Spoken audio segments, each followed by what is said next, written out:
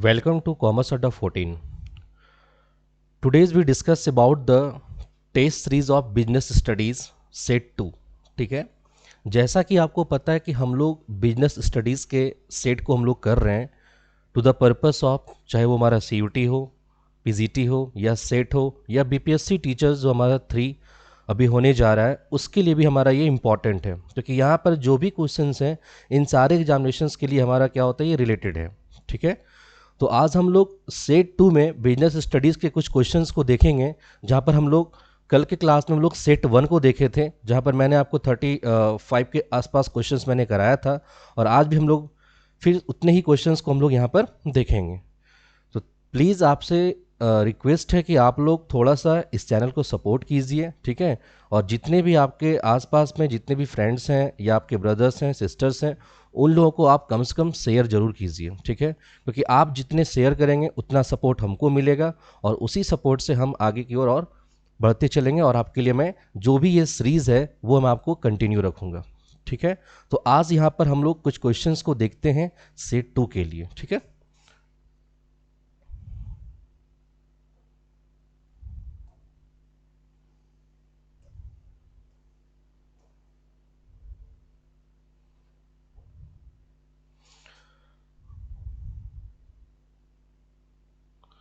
तो देखिए आज का क्वेश्चन हमारा फर्स्ट है कि name the process of working with and through others to effectively achieve organizational objective by efficiently using limited resources in a changing environment।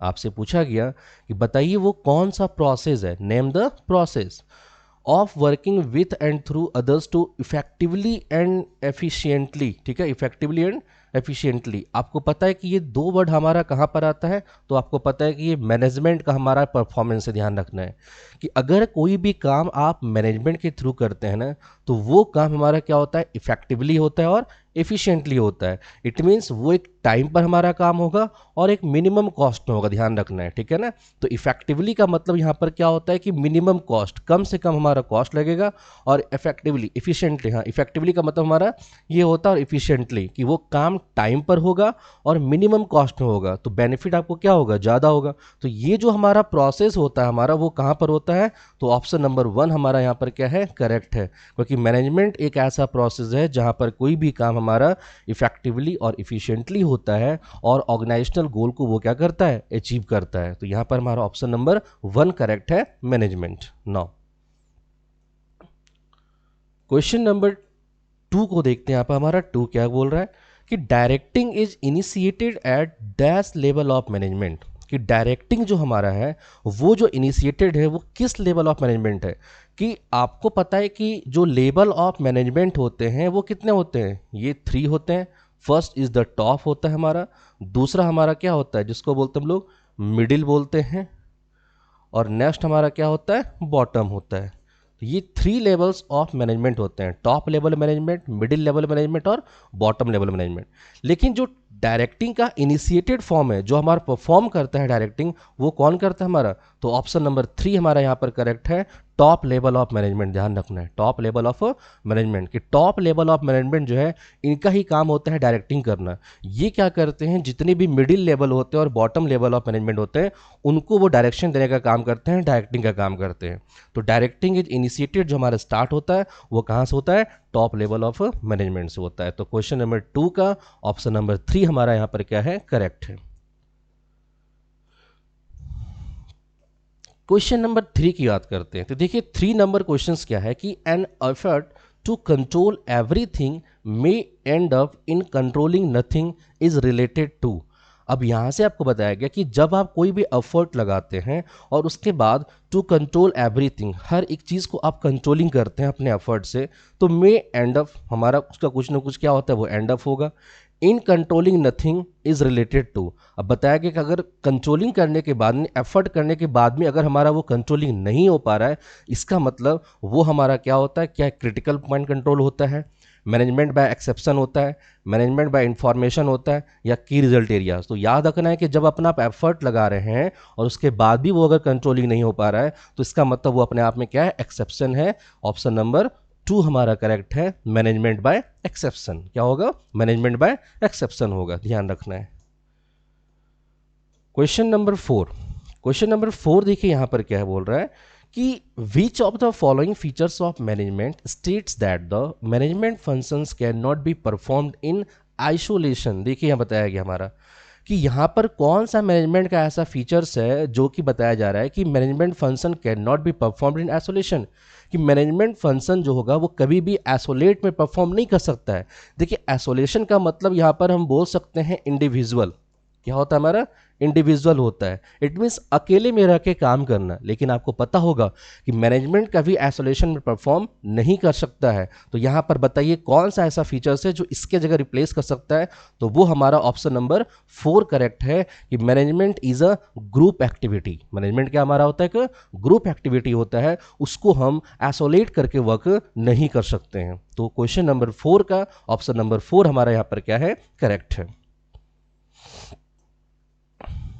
Now question number 5 number question में क्या है कि if a manager is able to achieve the target production of 7000 units but at a higher cost, then what will he be considered as. अब देखिए कोई एक manager है, ध्यान रखना है, कोई एक हमारा क्या एक मैनेजर है जो कि एबल है क्या चीज को? अपने टारगेट को अचीव करने में।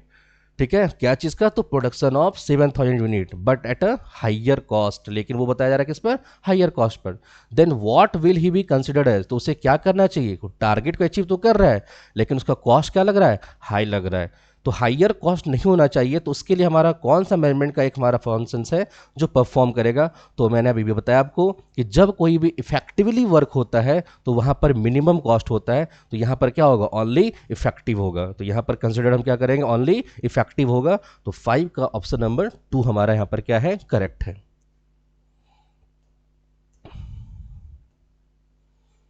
नाउ क्वेश्चन नंबर 7 देखिए, 6 नंबर क्वेश्चन देखिए क्या है कि gang plank is a term associated with which principle of Fayol.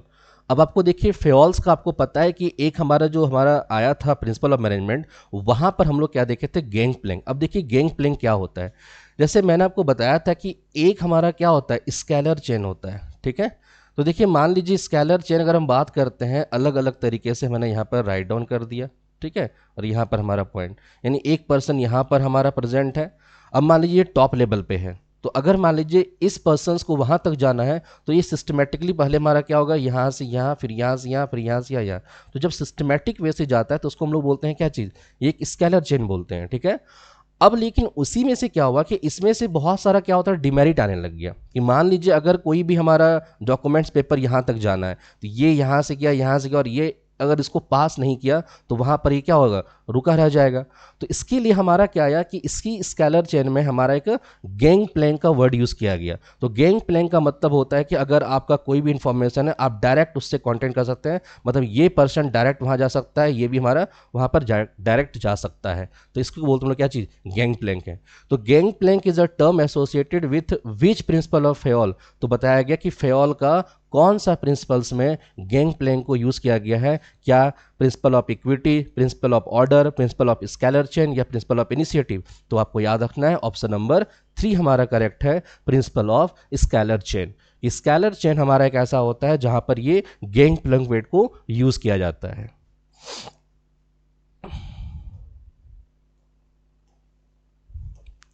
Now question number 7 देखिए क्या है कि कोऑर्डिनेशन इज नीडेड व्हेन। अब आपको पता है कि कोऑर्डिनेशन क्या होता है। देखिए जितने भी आपके मैनेजमेंट में ग्रुप ऑफ मेंबर्स होते हैं, अगर वो ग्रुप में वर्क कर रहे हैं, ध्यान रखना है, तो दैट्स कॉल हम उसको बोलते हैं क्या चीज़? कोऑर्डिनेशन बोलते हैं। सभी कोई जो भी मिल के काम कर रहे हैं उसको हम लोग बोलते हैं क्या चीज़? कोऑर्डिनेशन बोलते हैं। जिनका क्या होता है? एक टारगेट होता है, एक गोल अचीव करना होता है। और कोऑर्डिनेशन मैनेजमेंट में बहुत इंपॉर्टेंट होता है। जब तक टॉप लेवल, बॉटम लेवल या मिडिल लेवल, इन सब के बीच में कोऑर्डिनेशन नहीं रहेगा तब तक हमारा जो भी ऑर्गेनाइजेशन का जो गोल है वो अचीव नहीं कर सकते हैं। तो क्वेश्चन बताया गया कि कोऑर्डिनेशन इज नीडेड, कि कोऑर्डिनेशन का नीडेड हमारा कब होता है? When an individual is working independently, क्या कोई इंडिविजुअल पर्सन अकेले अगर कोई काम करता है? नहीं सर, कोऑर्डिनेशन में इंडिविजुअल तो आएगा ही नहीं आएगा। तो जहाँ कहीं भी आपको देखिए इंडिविजुअल दिख रहा है वो रॉन्ग है। इसका मतलब कोऑर्डिनेशन हमेशा क्या होता है? एक ग्रुप वर्किंग होता है, ध्यान रखना है। यानी ऑप्शन नंबर 2 हमारा करेक्ट है, अ ग्रुप इज वर्किंग। जब आपका ग्रुप में कोई वर्किंग कर रहा है तो उसको हम लोग बोलते हैं क्या चीज़? कोऑर्डिनेशन बोलते हैं। तो क्वेश्चन नंबर 7 का ऑप्शन नंबर 2 हमारा यहाँ पर क्या है? करेक्ट है। Now question number 8। अब 8 नंबर क्वेश्चन देखिए यहाँ पर क्या है कि Shashi joined Fashion Limited as head of production department and realized that company was not performing well। अब देख लीजिए शशि ने क्या ज्वाइन किया है? एक फैशन लिमिटेड, ठीक है ना, as head of production department और as a head of production department and उन्हें रियलाइज किया कि कि company was not performing well. She developed the best method using several parameters, right from deciding the sequence of operations, place of men, machines and raw materials till the delivery of the product to the customer। उन्होंने क्या किया?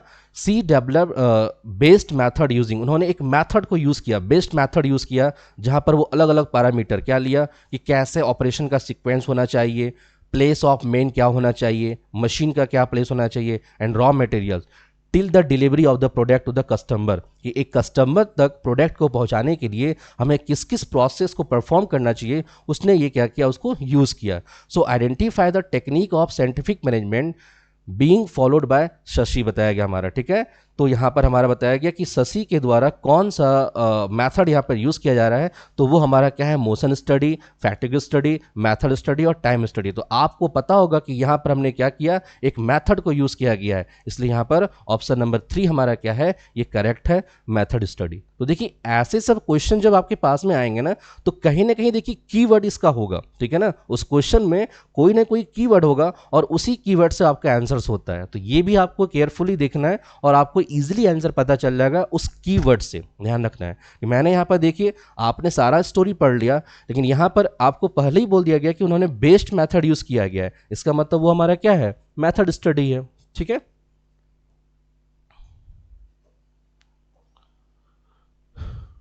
Question number 9, which of the following is an objective of standardisation. देखिए अब standardisation का मतलब हमारा क्या होता है, इसका क्या ऑब्जेक्टिव होता है? तो ऑप्शन 1 बोल रहा है कि to reduce a given line और product to fix type, sizes and characteristics, to establish interchangeability of manufactured parts and product, to establish standards of excellence and quality in materials and performance of men and machines। तो यहाँ पर आपको बताया जा रहा है कि क्या स्टैंडर्डाइजेशन। देखिए कोई भी अगर आपका प्रोडक्ट जब रेडी होता है ना, तो उसका एक स्टैंडर्डाइजेशन होता है, एक उसका एक स्टैंडर्डाइजेशन में बहुत कुछ आते हैं, ठीक है ना।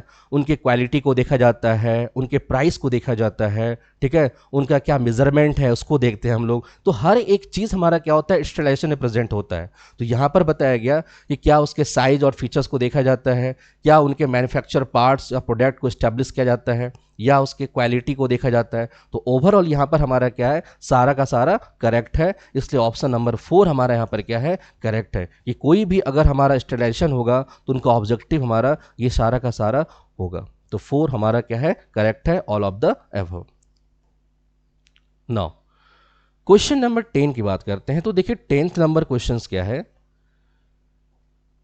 कि by whom was the term intrapreneur point. देखिए 2 वर्ड होता है, एक इंटरपेंडर होता है, एक यहाँ पर देखिए वर्ड दिया गया है इंट्रापेंडर। अब ये देखिए इंट्रापेंडर क्या होता है? तो इंट्रापेंडर का मतलब होता है कि आपका कोई बिजनेस पहले से सेटल्ड है और उसमें से कोई एक इंडिविजुअल है जिन्होंने क्या किया है? रिस्क बियरिंग किया है, ठीक है। और इंटरपेंडर क्या होता है कि खुद से एक बिजनेस पहले स्टार्ट करना, वहां पर उसको रिस्क लेना होता है, ठीक है, और वो फिर बिजनेस स्टार्ट करता है, तो वो एक इंटरप्रेन्योर होता है। लेकिन इंट्राप्रेन्योर का मतलब होता है कि बिजनेस ऑलरेडी पहले से स्टार्ट है और यहाँ पर फिर से कोई एक इंडिविजुअल ने उस बिजनेस को ग्रोथ करने के लिए और कोई उसने क्या किया? रिस्क लिया, तो उसको बोलते हैं इंट्राप्रेन्योर बोलते हैं। तो आपसे पूछा जा रहा है यहाँ पर कि by whom was the term intrapreneur coined, कि बताइए यहाँ पर हमारा कौन सा ऐसा पर्सन है जिन्होंने क्या किया है? इंट्राप्रेन्योर को उसने क्वाइन किया, मतलब वो वर्ड को हमारा लाया है। तो ऑप्शन नंबर हमारा 4 करेक्ट है, गिफर्ड पिंकॉट। ध्यान रखना है, गिफर्ड पिंकॉट हमारा यहाँ पर करेक्ट है, यानी 10th का ऑप्शन नंबर 4 करेक्ट है। ठीक है।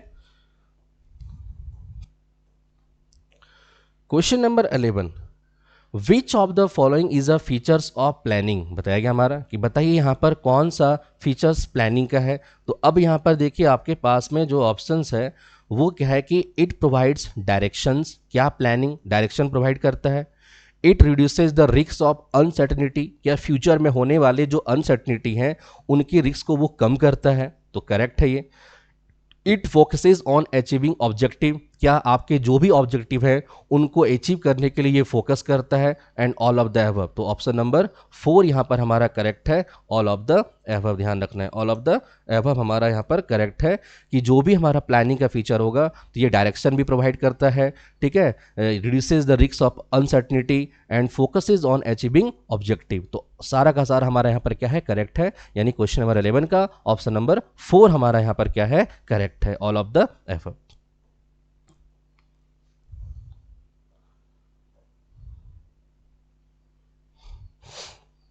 Now, principles of management provide managers with useful insights into reality.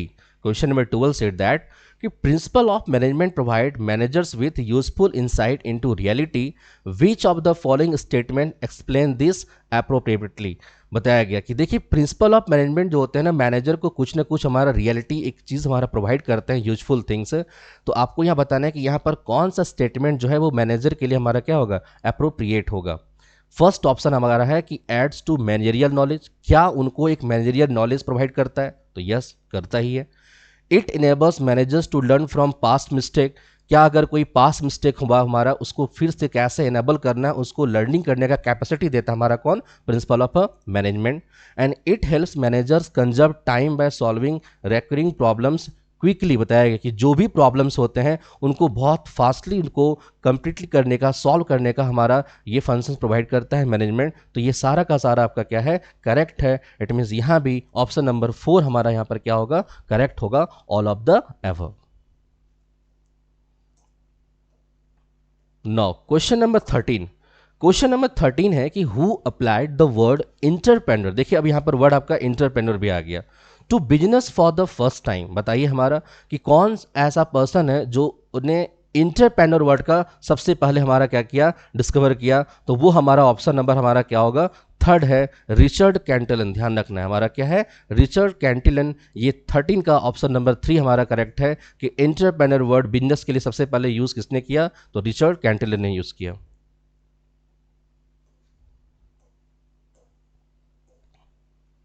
अब देखिए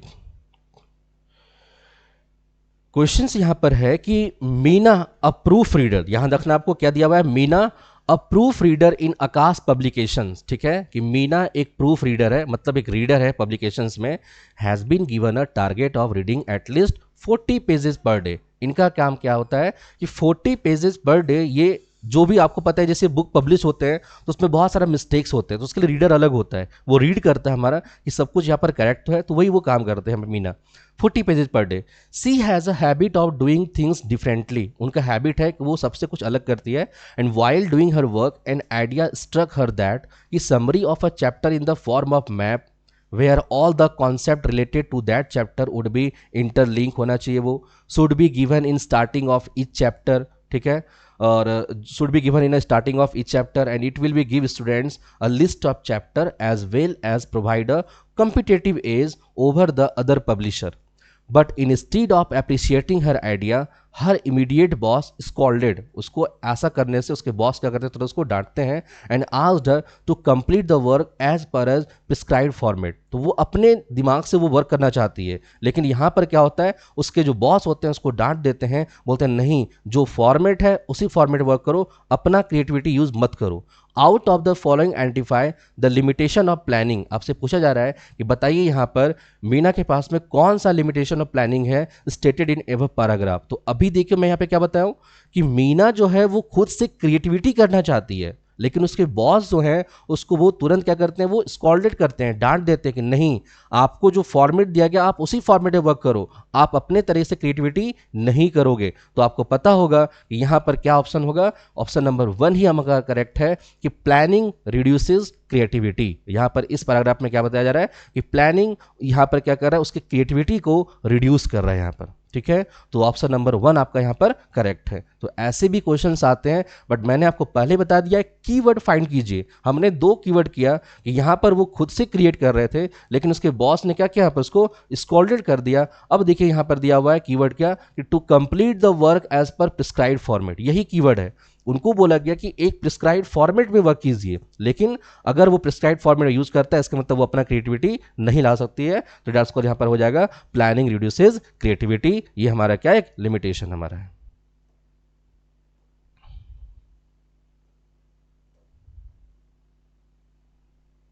नाउ क्वेश्चन नंबर 15 यहां पर देखिए क्या है कि which of the following statement is true regarding planning, बताया गया हमारा कि which of the following statement is true regarding planning, बताया गया हमारा कि यहां पर बताइए प्लानिंग के रिगार्डिंग में कौन सा स्टेटमेंट हमारा करेक्ट है। फर्स्ट ऑप्शन है कि once plans are made to decide, ठीक है, जब प्लान हमारा मेड हो जाता है to decide the future course of action, the management may not be in a position to change them, बताया गया कि जब एक बार प्लान हमारा डिसाइड हो जाता है तो उसके बाद हम उसको तुरंत उस चेंज नहीं कर सकते हैं। दूसरा हमारा है कि planning is a one time process.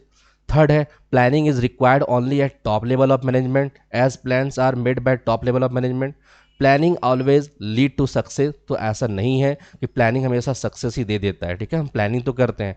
तो आपका यहाँ पर जो करेक्ट है कि once plans are made to decide the future course of action, the management may not be in position to change them, एक बार जब मैंने सेट कर लिया तो तुरंत हम लोग चेंज नहीं कर सकते हैं। ये हमारा यहाँ पर क्या है, करेक्ट है, यानी 15 का ऑप्शन नंबर 1 आपका यहाँ पर क्या है, करेक्ट है।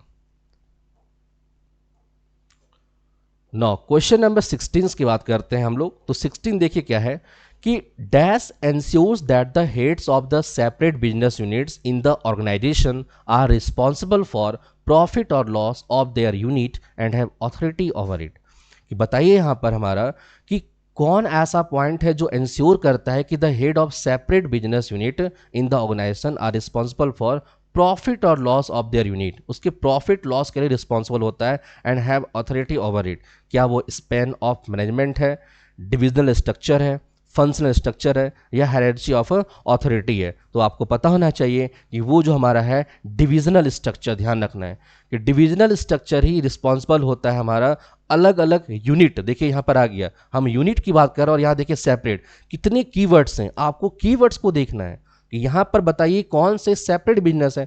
तो ऑटोमेटिकली ये कि जब सेपरेट बिजनेस होगा तो उसका स्ट्रक्चर क्या होगा, डिविजनल फॉर्म में होगा हमारा, ठीक है, और अलग अलग प्रॉफिट के लिए वो क्या होंगे, रिस्पॉन्सिबल होंगे। तो यहाँ पर हमारा क्वेश्चन बताया गया कि सेपरेट बिजनेस है और यूनिट है, ध्यान रखना है। तो हमारा क्या हो जाएगा, डिविजनल स्ट्रक्चर। ऐसा नहीं कि स्पैन ऑफ मैनेजमेंट है कि मैनेजमेंट आपका ड्यूरेशन क्या है वो उसके लिए रिस्पॉन्सिबल होगा, या फंक्शनल स्ट्रक्चर से कोई परफॉर्म हमारा वर्क नहीं करता है, या हायरार्की ऑफ अथॉरिटी, ऐसा कुछ नहीं होता है। तो डिविजनल स्ट्रक्चर एक ऐसा फंक्शन है जहां पर क्या होता है, अलग अलग बिजनेस का अलग अलग प्रॉफिट लॉस क्या होगा, रिस्पॉन्सिबल होगा। वो डिपेंड करता है उसके डिविजनल स्ट्रक्चर पर कि आप अपने ऑर्गेनाइजेशन का जो स्ट्रक्चर फॉर्म किए हैं वो किस तरह का हमारा है, ठीक है ना, और उस पर हमारा प्रॉफिट लॉस क्या करेगा, डिपेंड करेगा।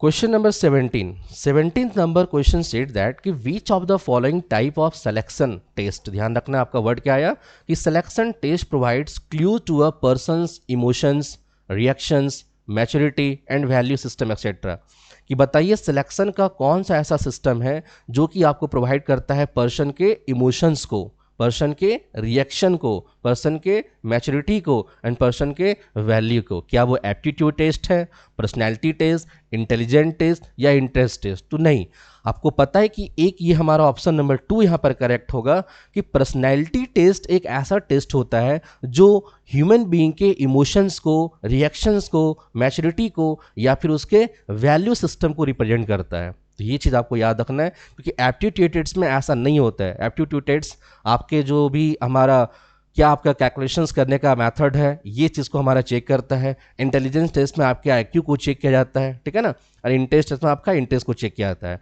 बट पर्सनैलिटी टेस्ट एक ऐसा टेस्ट है जहाँ पर सारा का सारा पर्सन का इमोशंस, रिएक्शंस, मैच्योरिटी एंड उसके वैल्यू को चेक किया जाता है। तो क्वेश्चन नंबर 17 का ऑप्शन नंबर 2 हमारा क्या है, करेक्ट है।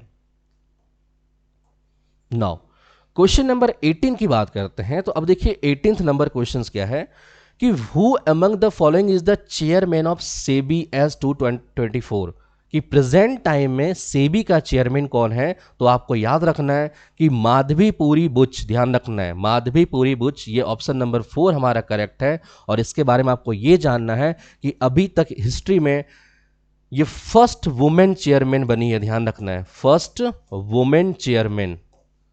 ये भी आपको याद रखना है कि अभी तक जो भी सेबी के चेयरमैन थे वो मेन थे, और ये माधवीपुरी बुच जो हमारा है वो फर्स्ट वुमेन चेयरमैन बनी है हमारे इंडियन हिस्ट्री में। ध्यान रखना है सेबी का, ध्यान रखना है। तो सेबी आपको पता है इसका जो फुल फॉर्म होता है हमारा क्या होता है, stock exchange board of India, stock exchange board of India आपका। और इनके हमारे जो चेयरमैन है वो प्रेजेंट में कौन है, माधवीपुरी, जो कि फर्स्ट वुमेन चेयरमैन है।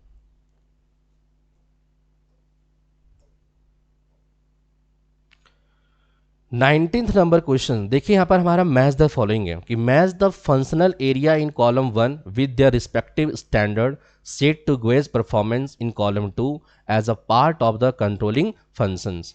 अब आपको यहाँ पर बताना है कि यहाँ पर आपके पास में अलग अलग देखिए ऑप्शन 1 में है मार्केटिंग है, प्रोडक्शन है, ह्यूमन रिसोर्स मैनेजमेंट है एंड फाइनेंस एंड अकाउंटिंग है। तो अभी देखिए अगर हम बात करते हैं मार्केटिंग का, तो आपको पता है कि marketing is related to advertising expenditure. ध्यान रखना है यहाँ पर आपका 1 होगा कि फर्स्ट का हमारा यहाँ पर क्या होगा, 1 होगा कि सबसे पहले हमारा कि मार्केटिंग जो होता है वो रिलेटेड किससे होता है, एडवर्टाइजिंग एक्सपेंडिचर। फिर अगर हम प्रोडक्शन की बात करते हैं तो प्रोडक्शन में आपका क्या देखा जाता है, क्वालिटी देखा जाता है, ध्यान रखना है। फिर है ह्यूमन रिसोर्स मैनेजमेंट की बात करते हैं तो वहां पर हमारा क्या होता है, लेबर यूज होता है हमारा। एंड फाइनेंस एंड अकाउंटिंग की बात करते हैं तो डेट्स कॉल्ड, ये रिलेटेड टू हमारा क्या होता है, लिक्विडिटी होता है। तो आपका ऑप्शन नंबर क्या है, 3142, 3142 ऑप्शन नंबर 2 आपका यहाँ पर क्या है, करेक्ट है। तो ऐसे भी आपको मैच द फॉलोइंग आएंगे, बस उसके कीवर्ड को यूज करना है कि marketing related to advertising expenditure, कि जो भी एडवर्टीजमेंट का एक्सपेंडिचर होता है वो रिलेटेड ना कि प्रोडक्शन से होता है, वो किससे होता है, मार्केटिंग से होता है। प्रोडक्शन का रिलेटेड किससे होता है, तो उसके क्वालिटी से होता है कि जब आप कोई भी चीज़ का प्रोडक्शन करने जा रहे हैं तो आपके प्रोडक्ट का साइज क्या है, आपके प्रोडक्ट का क्वांटिटी क्या है, क्वालिटी क्या है, इन सबको वहाँ पर फोकस किया जाता है। और फिर ह्यूमन रिसोर्स मैनेजमेंट की बात करते हैं तो ये नॉर्मली पता है कि लेबर जो भी होगा वो रिलेटेड टू हमारा क्या होगा, ह्यूमन रिसोर्स मैनेजमेंट से होगा। एंड फाइनेंस एंड अकाउंटिंग की बात करते हैं दैट्स कॉल्ड, वो हमारा क्या होता है, लिक्विडिटी होता है, ध्यान रखना है, ठीक है। लिक्विडिटी हमारा क्या होता है, is a form of cash होता है। तो जो भी रिलेटेड टू हमारा मनी से रिलेटेड होगा वो फाइनेंस एंड हमारा क्या होगा, अकाउंटिंग होगा, ठीक है। Now question number 20 number question said that कि which of the following money market instrument is also known as zero coupon bond. अब देख लीजिए, आपको पता है कि मनी मार्केट इंस्ट्रूमेंट का मतलब होता है कि शॉर्ट टर्म मार्केट, ठीक है ना। दो तरह का हमारा मार्केट होता है, कैपिटल मार्केट और एक मनी मार्केट होता है, ध्यान रखना है, कैपिटल मार्केट और मनी मार्केट होता है। तो लॉन्ग टर्म इन्वेस्टमेंट हमारा क्या होता है, कैपिटल मार्केट होता है, और शॉर्ट टर्म इन्वेस्टमेंट क्या होता है, मनी मार्केट होता है। तो आपको यहां पर बताना है कि कौन सा मनी मार्केट का इंस्ट्रूमेंट है जिसको हम लोग जीरो कूपन बॉन्ड के नाम से हम लोग जानते हैं। तो वो हमारा क्या है, ट्रेजरी बिल, ध्यान रखना है। ऑप्शन नंबर 2 हमारा करेक्ट है। ट्रेजरी बिल जो हमारा होता है उनको जीरो कूपन बॉन्ड के नाम से जाना जाता है। तो 20 का ऑप्शन नंबर 2 हमारा यहां पर क्या है, करेक्ट है। नाउ क्वेश्चन नंबर 21 कि भुवन हु वाज अ वेजिटेरियन। अब देखिए बताया गया कि भुवन जो है वो एक वेजिटेरियन है। went to snack bar for having french fries and later found out that it had non-vegetarian content। कि वो एक वेजिटेरियन है, जब वो एक स्नैक बार में गया और वहां पर एक हमारा जब वो गया तो उसने क्या पाया कि it had non vegetarian content, वो तो हमारा नॉन वेजिटेरियन कंटेंट था। But neither the advertisement nor the packing of the product display that the product had non vegetarian content. तो उसने जो वो परचेज किया तो पता चला कि उस पर ना तो कोई एडवर्टीजमेंट किया गया है, ठीक है ना उस प्रोडक्ट पे कोई डिस्प्लेस किया गया है ये क्या चीज़ कंटेंट है, ठीक है ना। नॉर्मली आप देखते हैं जैसे ट्रेन सब में हमारा कुछ अगर सेलिंग करने के लिए आता है तो मान लीजिए कोई एक हमारा फूड है, ठीक है ना, फूड का पैकेट है, तो देखिए उस फूड पैकेट में कुछ लिखा हुआ नहीं रहता है, लेकिन फिर भी क्या होता है बोल के वो रिप्रेजेंट करता है हमारा कि ये क्या चीज़ है, ये वेजिटेरियन है या नॉन वेज है हमारा, ठीक है ना। लेकिन वहाँ पर क्या हुआ कि वो स्टोर होगा, वो रखा हुआ है और सिंपली पैक किया हुआ है, वहाँ पर किसी भी तरह कोई एडवर्टीजमेंट नहीं दिया गया है, ठीक है ना, और वो एक वेजिटेरियन था, ध्यान रखना है, लेकिन वो कंटेंट क्या दे दिया, नॉन वेजिटेरियन कंटेंट दे दिया। तो which right of consumer is validated, अब बताइए यहाँ पर कि कंज्यूमर का कौन सा राइट को यहाँ पर वैलिड किया गया, तो वो हमारा क्या होगा, राइट टू इन्फॉर्म्ड होगा। इस सेलर ने कोई भी इंफॉर्मेशन नहीं दिया तो उनके राइट टू इन्फॉर्म को वैलिड किया गया, ध्यान रखना है। तो डस कॉल क्या होगा, राइट टू बी इन्फॉर्म्ड होगा। तो देखो ऐसे भी क्वेश्चंस आपको यहां पर आ सकते हैं राइट से, ठीक है ना, right to choose, right to inform, right to heard, right to seek redressal. तो अलग अलग तरह से क्वेश्चंस आपको आएंगे, बट आपको चूज करना है कि सीधा बात यहां पर है कि इन्होंने डिस्प्ले, देखिए वर्ड मैंने क्या किया, कीवर्ड डिस्प्ले नहीं किया, तो डिस्प्ले रिलेटेड टू हमारा क्या होगा, इंफॉर्मेशन, उन्होंने इंफॉर्मेशन नहीं दिया तो राइट टू इन्फॉर्म्ड होगा यहाँ पर। तो कीवर्ड को फाइंड करना है और ऑटोमेटिकली आपका इजिली बन जाएगा, ध्यान रखना है। हम बात करते हैं एडवर्टीजमेंट, ये भी हमारा एक कीवर्ड है कि एडवर्टीजमेंट का मतलब ही होता है टू शो द इंफॉर्मेशन। तो जब इंफॉर्मेशन नहीं देंगे तो किस राइट का वैल्यूएशन हो जाएगा, राइट टू इन्फॉर्म का होगा। तो क्वेश्चन नंबर 21 का ऑप्शन नंबर 2 हमारा करेक्ट है। नेक्स्ट क्वेश्चन नंबर 22 की बात करते हैं। अब देखिए क्या दिया गया कि staffing is considered as a dash process. Staffing जो हमारा है वो कैसा प्रोसेस है, क्या वो कंटिन्यूअस है, क्या वो वन टाइम है, क्या वो रैंडम है, क्या वो नन ऑफ दीज है। तो सभी को पता है कि स्टाफिंग हमारा एक कंटिन्यूअस प्रोसेस होता है किसी भी ऑर्गेनाइजेशन में, क्योंकि टाइम टू टाइम आपके क्या होते हैं, जो भी हमारे पर्सन्स होते हैं वो रिटायर्स करते हैं, तो उनका टाइम टू टाइम क्या होता है, रिक्रूटमेंट होना इंपॉर्टेंट है, हमारा जरूरी है, ठीक है। तो स्टाफिंग हमारा क्या होता है, एक कंटिन्यूअस प्रोसेस है। और ऐसे भी याद रखना है कि मैनेजमेंट के जितने भी प्रोसेस हैं, चाहे वो प्लानिंग हो, ऑर्गेनाइजिंग हो, स्टाफिंग हो, डायरेक्टिंग हो, कंट्रोलिंग हो, ये सारा का सारा हमारा क्या होता है, कंटिन्यूअस प्रोसेस होता है। ध्यान रखना है कैसा प्रोसेस होता है, कंटिन्यूअस प्रोसेस होता है। इट मीन्स ये सारे प्रोसेस आपके मैनेजमेंट ऑर्गेनाइजेशन में कंटिन्यू चलना चाहिए, ध्यान रखना आपको, ठीक है। तो staffing is considered as a dash process, that's called हमारा क्या होगा, कंटिन्यूअस प्रोसेस होगा। Now question number 23 question number said that which type of organizational structure is the most suitable for those business enterprises where a large variety of product are manufactured. बताया गया हमारा कि बताइए आपका ऑर्गेनाइजेशनल स्ट्रक्चर का वो कौन सा टाइप है जहां पर कोई भी बिजनेस एक लार्ज वैरायटी ऑफ प्रोडक्ट को हमारा क्या कर रहा है, मैन्युफैक्चरिंग कर रहा है। क्या वो फंक्शनल होगा, क्या वो डिविजनल होगा। तो आपको पता होगा जब लार्ज प्रोडक्ट को आपका मैन्युफैक्चर्ड होता है तो उस केस में हमारा यहाँ पर क्या होता है, डिविजनल स्ट्रक्चर। क्या होता है हमारा, डिविजनल स्ट्रक्चर होता है। तो ऑप्शन नंबर 2 हमारा यहाँ पर करेक्ट है। वो कैसा स्ट्रक्चर होगा, डिविजनल स्ट्रक्चर होगा। Question number 24 number question set that कि which of the following steps in the controlling process state that comparison becomes easier when standards are set in quantitative terms. अब बताइए यहां पर कि कंट्रोलिंग का वो कौन सा स्टेप है, बताया गया यहां पर जहां पर ये शो होता है कि कंपैरिजन बिकम्स इजियर, कि कंपैरिजन जो हमारा है वो बहुत इजियर है। कब, when standards are set in quantitative term, जब आप अपने स्टैंडर्ड को क्वांटिटेटिव टर्म में अगर आप सेट करते हैं तो उस समय हमारा क्या है कि कंपैरिजन जो हमारा हो जाता है वो क्या होता है, इजीली हो जाता है। क्या ऑप्शन नंबर 1 होगा, analysing deviations. Option number 2, measurement of actual performance. Question number 3, comparing actual performance with standard. तो देखिए आपको इजीली कीवर्ड है कि आप क्या कर रहे हैं कि आप कंपैरिजन कर रहे हैं, लेकिन किससे कर रहे हैं, तो अपने स्टैंडर्ड से कर रहे हैं। इसका मतलब ऑप्शन नंबर 3 हमारा करेक्ट है। तो देखिए बीएसटी के क्वेश्चंस में आपको बहुत ज्यादा कीवर्ड मिलेंगे, तो उस कीवर्ड को आपको फाइंड करना है। यहां पर पूछा गया आपसे कि कंपैरिजन बिकम्स इजियर कब, जब स्टैंडर्ड्स को आप सेट करते हैं क्वांटिटी टर्म में। तो आपका यहां ऑप्शन क्या है कि comparing actual performance with standard. तो आपका यहां पर क्या टर्म हो जाएगा, comparing actual performance with standard. तो 24 का ऑप्शन नंबर 3 हमारा यहां पर क्या है, करेक्ट है। No question number 25 25 number question देखिए क्या है कि असर्शन और रीजन आपके पास में है।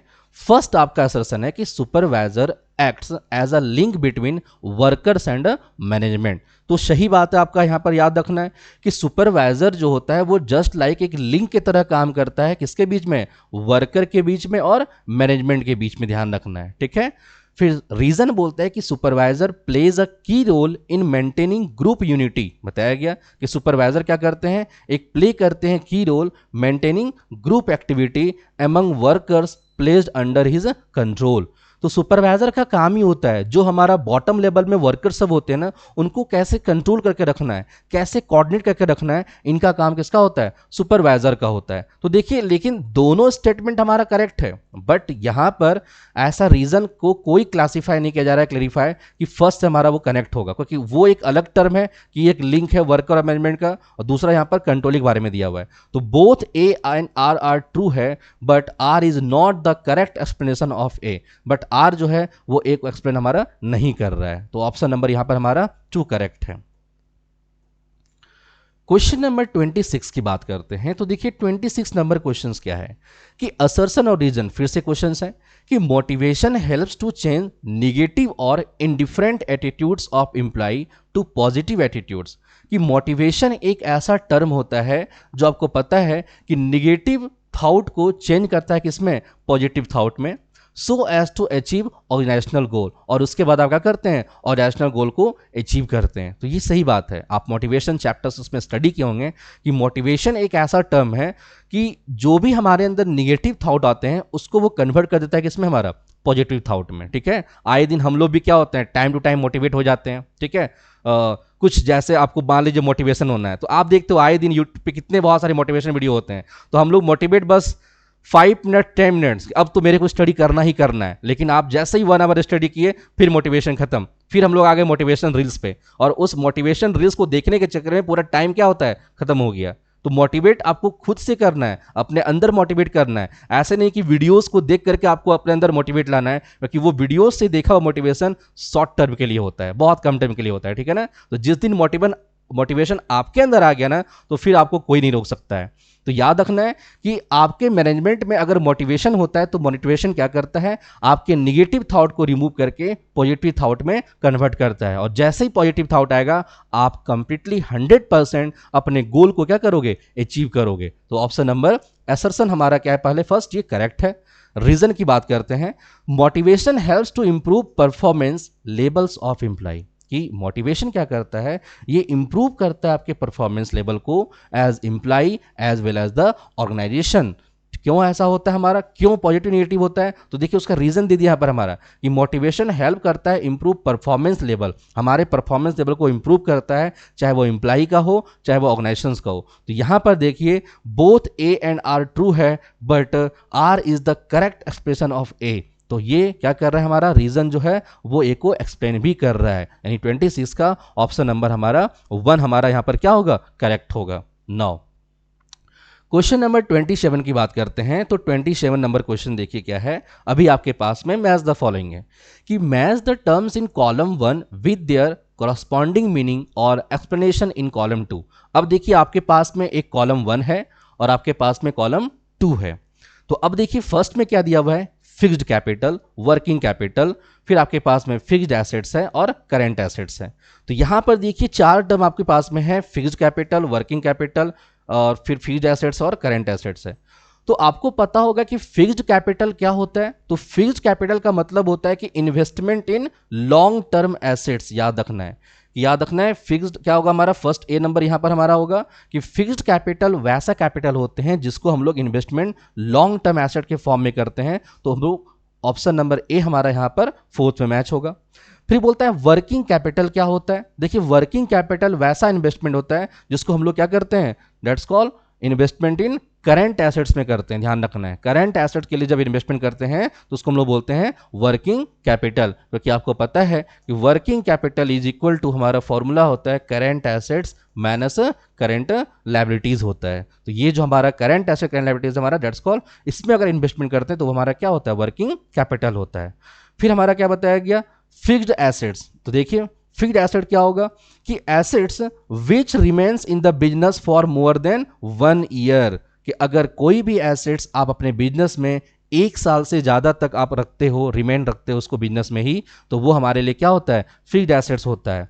लेकिन अगर करंट एसेट की बात करते हैं तो asset which get converted into cash और cash equivalent within 1 year, लेकिन 1 साल में ही अगर आप उसको कैश में कन्वर्ट कर देते हैं तो वो आपके लिए क्या हो जाता है, करंट एसेट्स हो जाता है। यानी कि अगर हम बात करते हैं तो सबसे पहले आपका 4 ऑप्शंस है, 4 के बाद आपका क्या है, 1 है, तो 4 1 3 2 यानी ऑप्शन नंबर 3 आपका यहां पर क्या है, करेक्ट है। तो देखिए ऐसे भी क्वेश्चंस आपको आ सकते हैं कि आपको पता है कि those asset which get converted into cash और cash equivalent within 1 year, that's called, वो हमारा क्या होता है, तो हमारा क्या होता है, करंट एसेट्स होता है। लेकिन अगर कोई एसेट्स को आप 1 साल से ज़्यादा तक आप अपने बिजनेस में ही रहने दे दिए तो वो आपके लिए क्या होता है, फिक्स्ड एसेट्स होता है। लाइक अगर जैसे मान लीजिए कोई इंस्टीट्यूट है, वहाँ पर उसका फैन है, फर्नीचर है, तो वो क्या हो रहा है, एक लॉन्ग टर्म के लिए यूज़ होगा, तो वो उसके लिए क्या होगा, फिक्स्ड एसेट्स होगा। ध्यान रखना आपको, क्या होगा, वो फिक्स्ड एसेट होगा। लेकिन कोई भी अगर एसेट्स को वो कन्वर्ट कर दे रहे हैं किसमें, विद कैश में विद इन 1 ईयर,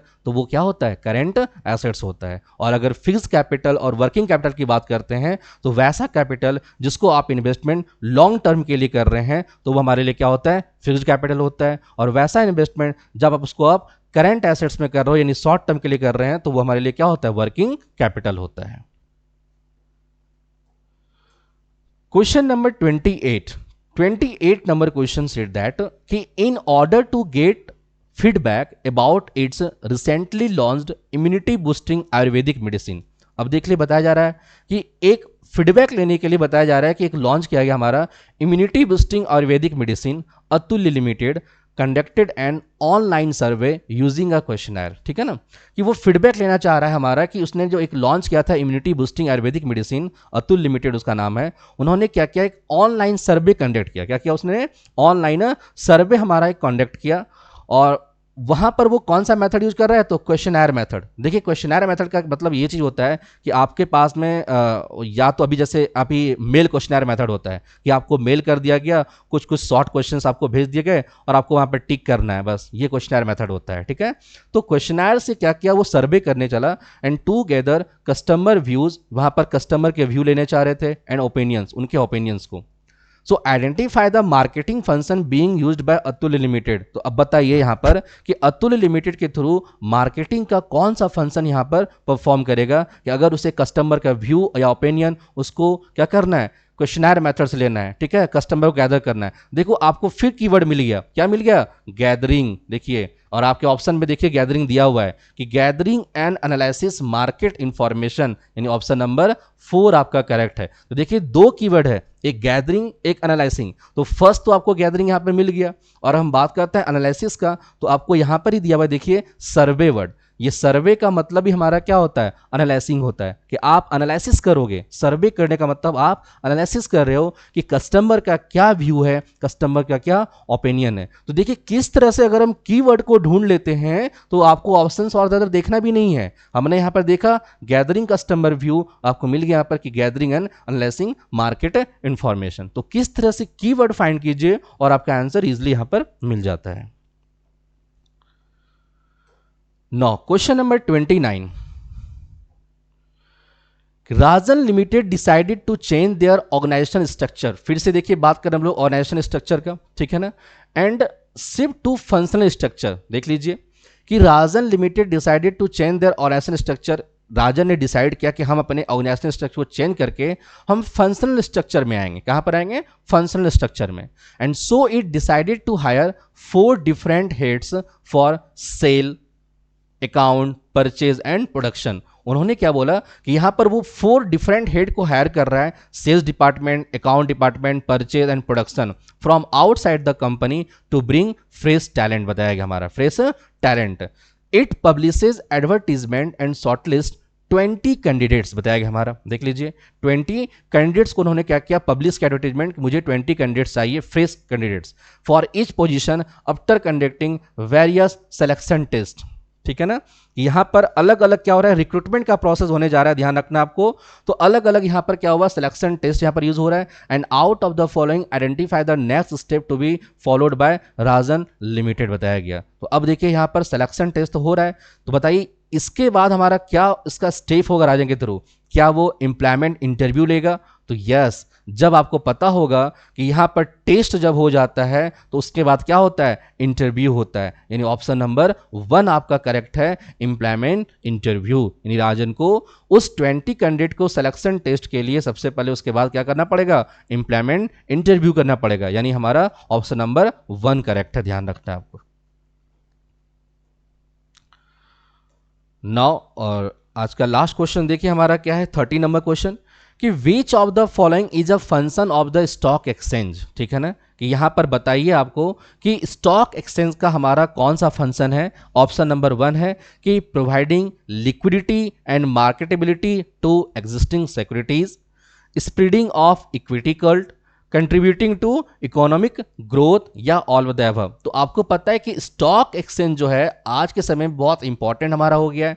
ये क्या करता है, आपको लिक्विडिटी भी प्रोवाइड करता है and marketability of existing securities, ये तो करता ही है।